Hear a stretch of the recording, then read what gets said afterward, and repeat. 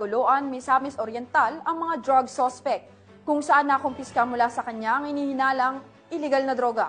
Patrolwoman Saravem Batomalaki sa kabuuan ng balita.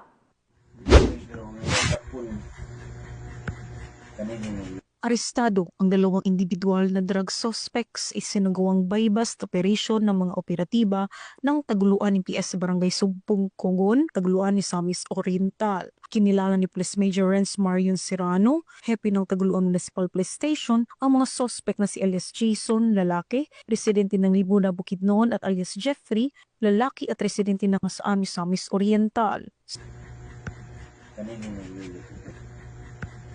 Sa ikinasang operasyon ng mga operatiba ng Taguluan Municipal Police Station ay nagresulta sa pagkakaaresto ng mga suspect at pagkakakumpiska ng mga pakete na hinihinalang shabu, isang wallet, isang 500 peso bill na ginamit bilang buy-bust money. Naharap ang mga suspect sa kasong paglabag sa RA 9165 o Comprehensive Dangerous Drugs Act of 2002.